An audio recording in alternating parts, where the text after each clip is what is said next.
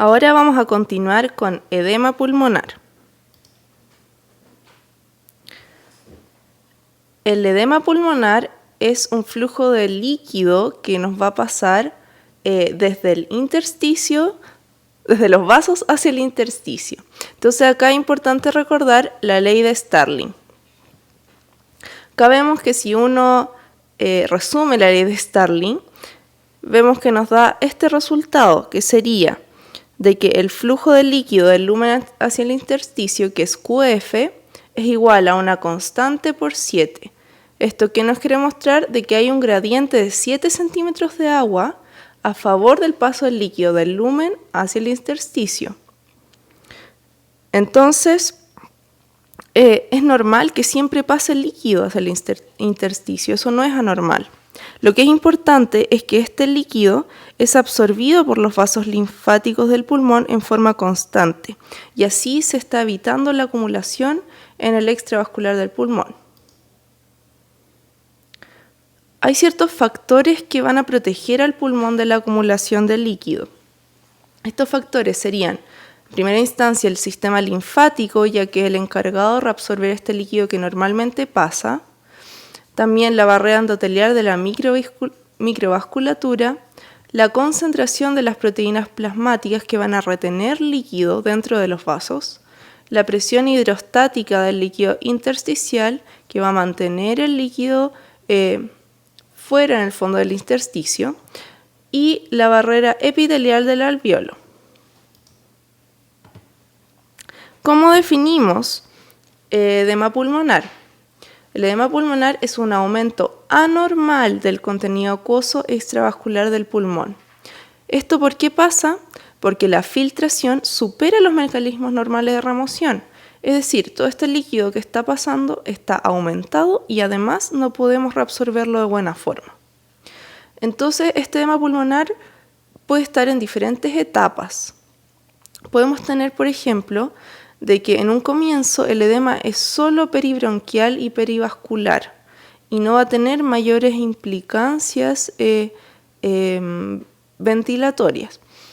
Después puede pasar de que este edema ya va a empezar a disminuir el volumen alveolar porque es tanto que empieza a aplastar un poco los alveolos.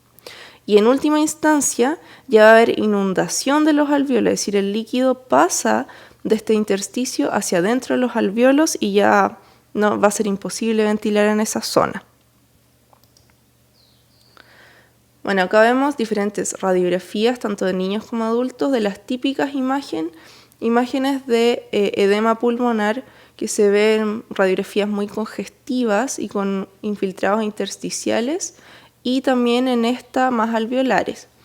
Y una fotohistología de un pulmón con edema pulmonar en que se ve que hay líquido dentro de los alveolos, o sea, estaba en etapa de colapso alveolar.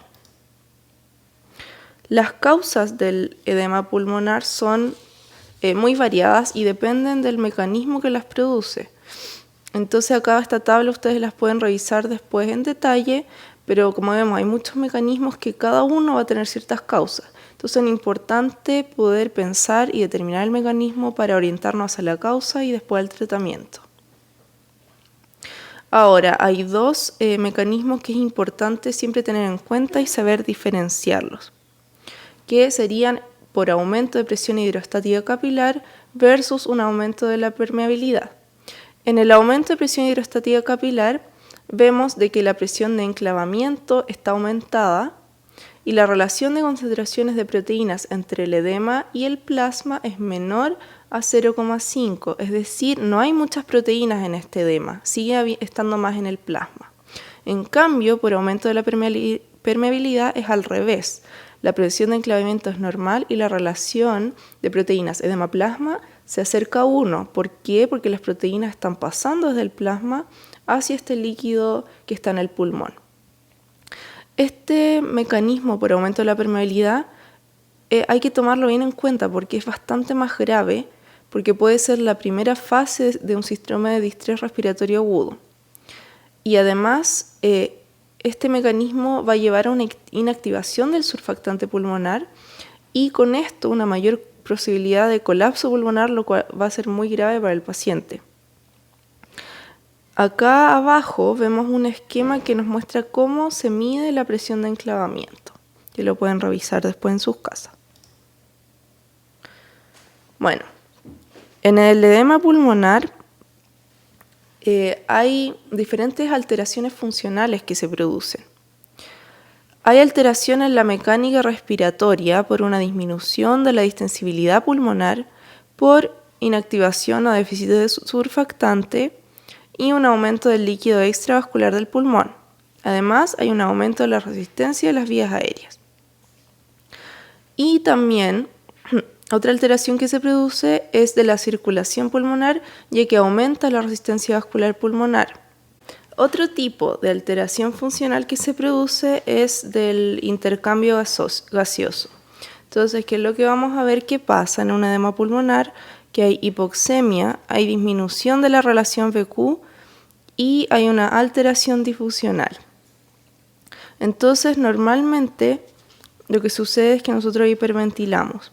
¿Y por qué se produce esta hiperventilación? Porque hay una estimulación de los receptores yuxtialveolares, que son llamados los J, y de los quimiorreceptores periféricos. Ya habíamos hablado un poquito de esto, el edema pulmonar va a ir progresando, esa es su historia natural. Entonces, primero lo que tenemos es un edema peribronquial y perivascular, en que vamos a tener un poco de hipoxemia, un poco de disminución de la relación VQ y del compliance. Pero después, mientras progresa, hay más edema y disminución ya del volumen alveolar. Y ahí ya vamos a ver una acentuación de estas alteraciones anteriores, vamos a tener más hipoxemia y además va a aparecer un cortocircuito venoarterial intrapulmonar, es decir, áreas con relación VQ igual a 0, es decir, áreas que no están siendo ventiladas, pero sí están siendo perfundidas. Y acá la hipoxemia se hace mayor y además se va a hacer progresivamente resistente a la administración de oxígeno, porque no sirve que nosotros demos oxígeno si esas áreas están llenas de líquido y no van a poder hacer intercambio gaseoso. Y ya la última etapa es la inundación y el colapso alveolar, en que ya se va a profundizar mucho más todo lo anterior, y además se agrega que hay una disminución de la capacidad residual funcional por este colapso alveolar lleno de líquido. Ahora, ¿cómo se va a resolver el edema pulmonar? Esto va a depender principalmente de los gradientes osmóticos que están generados por el transporte activo de los iones. El transporte activo de sodio está determinado por los canales de sodio y la bomba sodio-potasio ATPasa, que están en la zona apical y vasolateral de las células alveolares, que es lo que vemos acá en el esquema. Ahora, nosotros igual podemos ayudar a la terapia basándonos en lo que el cuerpo naturalmente hace para resolver este edema, que sería con los agonistas adrenérgicos.